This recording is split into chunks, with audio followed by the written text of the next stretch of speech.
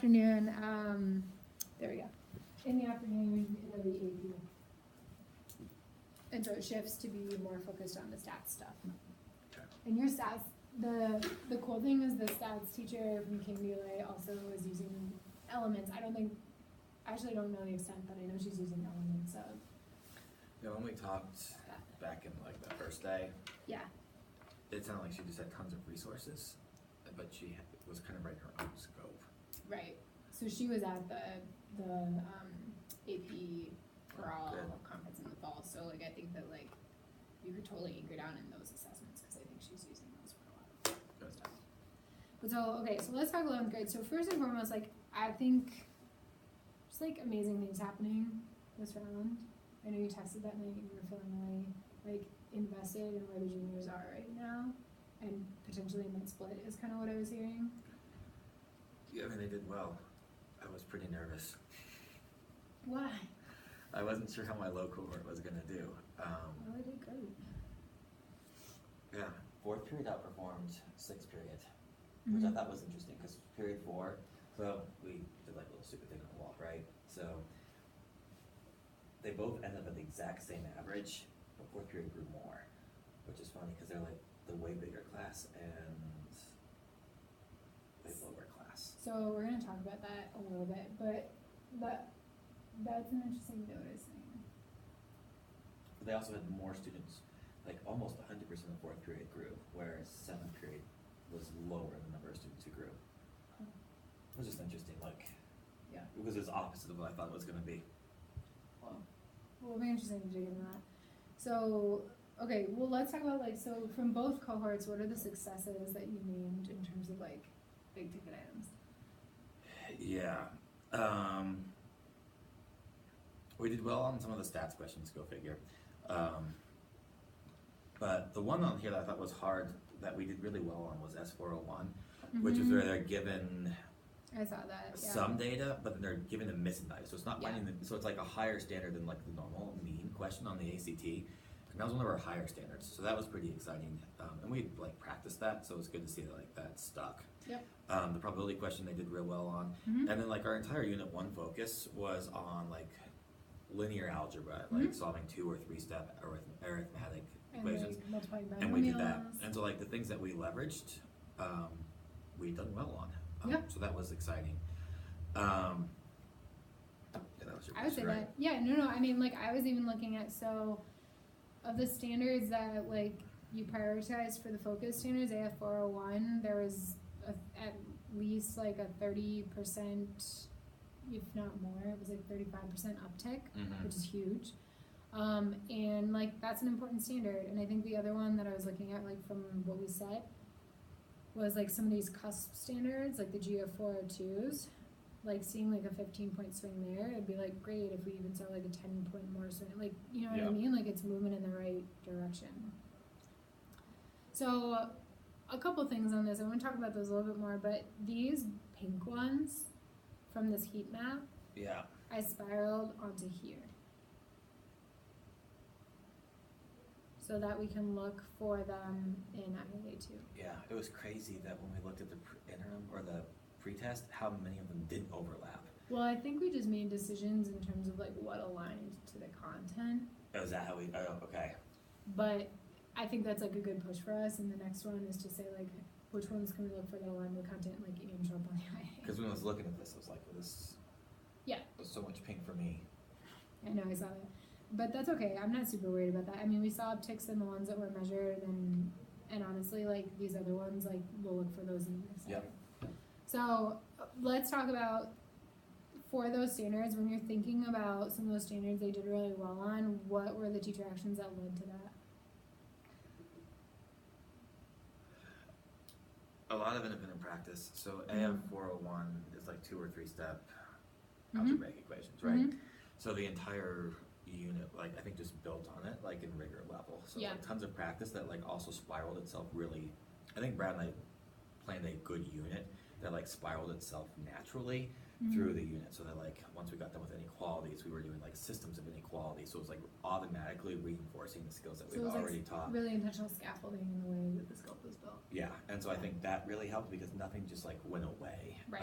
And then like we're doing a lot of cosines right now, and so that algebra is already like been Coming back instrumental into in like play. that like Yep. that skill. So that like that's been really good to see. So I think just tons of independent practice on that, plus like just really intentional spiraling, not just like in like spiral review, but also like in the scope being built in a way Mhm. that makes common sense. Mhm. I think we're good. I think too the homework like has been a good mix of not just like generic problems, but like a lot of ACT style Yeah. problems, Yeah. so that like they're seeing the types of questions they'll see on the interim way more often, not just the skill. Yeah. And you've also been giving mastery quizzes on these things. Yeah. So like they're accountable for learning. And I think that like things I'm hearing just like in terms of highlighting are like building a really scaffolded scope and sequence. One is like the spiraling on the homework, and then accountability via quizzes and tests. If we can keep that up in the next couple units, we have. I was looking at the other day. I asked Mendes about the mid and IA2 today, so like more to come on that. But if we were just going towards the mid, we have 5 weeks not including this week, which is crazy. That's like around the corner. Yeah. So just like something for us to think about in terms of like those things that are working, like to keep doing and having the opportunity on day to day to continue to reinforce them. What I think was really great is that when we came back the day after the interim, like I had all this data already run for them, so that like the day they came back they could look at it. I think a lot of them, when we started this year, I was so annoyed with the culture. And I don't know if it was like, I know Morris had like some absences last year and everything, but like kids weren't even attempting to do analysis, they didn't know what to do. And like, I think this was the first time that like, not first time, but like, it had really good growth. So Right. there's like an energy now that I'm like, oh, hitting an 18 is possible, which when like we framed that a couple months ago. Felt really hard. Yeah, I remember you were and- like your immediate kind of like knee jerk reaction was like, whoa, that's a lot of growth. But now I think they feel like it's possible, and so, Yes, momentum. yeah. So there's momentum, and that's intangible, right? Okay, well let's build on that. So let's talk about one of the things we want to drive for each. So I looked at your analysis, and I agreed with everything that you said in terms of areas to target. I want to look in at A403. Yeah. Good old A403. So solving routine first degree equations. So let's use this anchor problem, and you're gonna take notes in your laser just so that it's a working document that Okay. is the most updated version, and you don't have to do double work in different places. Great. And so you can fill out in the orange section at the bottom. What's going on? I was trying to zoom out so I Oh, can it's see like- my notes and the problem at the same time. I'm gonna do it down here. Yeah. Oh, because I wrote that stuff down here Yeah, too. so Whoops. I would just say, like, as we're going through this today, like, let's just add, revise, Great. and specify Yeah, language. makes sense. Okay, so let's talk about this problem. So in terms of how this was assessed, we've got question number 7 here. Yeah. What does a student have to know and be able to do? Yeah, they need to know a couple things. Order of operations is essential that they have. That's like, I think, paramount that they have to know. Yeah. On top of that, then they have to understand distributive property, and that's Yep. where like the bigger breakdown took Yep. place on. And then we also need to know how to solve a 2-step algebraic equation. Those are like my 3 no's. Yeah, like, and in the sense of like simplification, you mean? Yeah, so once you've done a distributive property, how am I isolating x to solve for it? Yeah. So those are the exact same things that I had, which is great. And so I don't have necessarily anything to add there, but so let's dive in then to looking at, we know, I saw your worked example in terms of like what a student would have to be able to do, and as you were writing through, like, Did I get the wrong answers? no, Or- you got it. But in terms of like, we know that, which one was correct on this one? E, right. Yeah. So E was correct. So if a student got through this, like key steps that they were taking was that they were using the inverse operation, they were distributing, kind of like you were just saying in the Yeah. rows, and then they were simplifying to get 70 over 9. Yeah. Let's talk about A and let's talk about C. If you were to name the conceptual misunderstanding that students were making, or sorry, A and D, Yeah. let's talk about A first. What are the things kids are doing or not understanding if they're they're doing it, or choosing it. Yeah, so on A, let me reread my notes. Did I take my- Okay, so you had 9x, so they distributed the 9 correctly to The negative 9? the quality, or the, Yeah. well, both the negative, yeah, the x and the negative 9. Yeah. So they got 9x minus 81, and that was correct, is equal to negative 11. And I think so many of them are just used to like, to balance an equation, you subtract. So they should just subtracted the 81. So like their conceptual understanding miss was that like, to balance it, you're trying to move that negative 81 away. Or how do you eliminate the negative 81? We have to add it. Yeah. And so that was just, I think probably like, part of it was just habit, because usually they're Yeah. adding, and so like, it was just like not paying attention to that.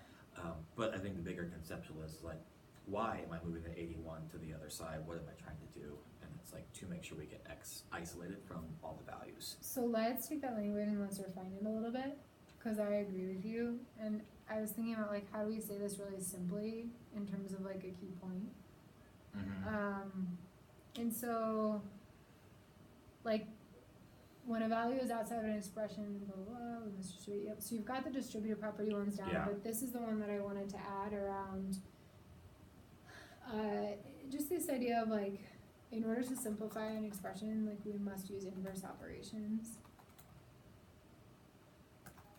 Yeah, and I think that language is tricky Where for appropriate. kids, because I'm not convinced at this point that we have a solid understanding of what inverse means. So then we're gonna say our next key point, we're gonna say is an inverse operation is the operation that reverses the effect of the other.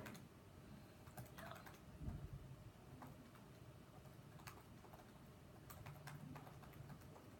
Because I think so often we get into this idea of like, well, it's addition, so what we need to do is subtract, but kids are kind of like, why? You know? Yeah, we've used this stupid metaphor the entire year of that, like, I still have Charles' 2 ferrets because you can't have them in college, and so, like, I've made up stories about the ferrets, on like, if I give one a snack, the other pee's on the floor. And so, like, I was trying to keep the two things, like, balanced, right? So, like, I feed Oh, one okay. side of I the was like- equation. No, there's a connection here. It's like, if whatever I do on the one side, I need to do on the other, and I think they've got that part down to keep it balanced. I don't think what's clear for them Well, is yeah. like, why am I like moving those things? They know Right. they keep it balanced, but like why they have to keep it balanced is unknown. And that's that piece about like reversing the effect of like, if I'm gonna add it over here, then I do need to reverse the effect of it over Yeah. here. So let's take that, and then I saw D, for D, we just didn't distribute We distributed to the X, the but, first value, the Yeah. x, but not the negative right. 9. So we have to carry that all the way through, and I agreed with your key points there. So let's start to think about what a reteach would look like on this. So in terms of, I guess like percentage mastery, we're at 50%. So I think, I don't remember. yeah, you're at 50. Yep. So do you wanna do a model or do you wanna do guided discourse here? Because the errors were so different from each other, Mm-hmm. I think a model makes more sense. Okay. Because the guided discourse could go in 2 different ways, and we're still losing 25% of the kids who were not addressing the error that they made. So let's talk about that. So you're gonna model. Yeah. Let's talk about, do you wanna use this problem or do you wanna use a different one? I mean, I wrote one. It doesn't. I mean, Either way. either way is fine. So you've got that problem there which mocks up similar It's opportunities. the exact same thing. So now I think the biggest piece is like, how are you gonna stamp, cause like I do think you're right, there are 2 like equivalent errors here and conceptual misunderstandings. How are you gonna frame the model and how are you gonna stamp those key understandings? Yeah, I think the first model is just like using the distributive property correctly. And I think it's something they've seen a lot before, so I think it's really just like a quick reminder, right? When I'm distributing, like I'm multiplying this value, this 5, or this 9, however you wanna do it, times this entire quantity. What does that mean? That means I have to do it to here and do here. I think that's like just the crutch right there, that like, Yep. I'm multiplying that quantity. And so I think the easiest way there, because I don't really think there's like a huge lack of conceptual understanding here, just like we weren't super clear on it. So like 5 or 6 practice of just repeat, like I think Yeah. is where we need to go with that. You'll see that in the practice, but I would say if you're gonna model anyway, you might as well make it, just super sticky for kids. Mm-hmm.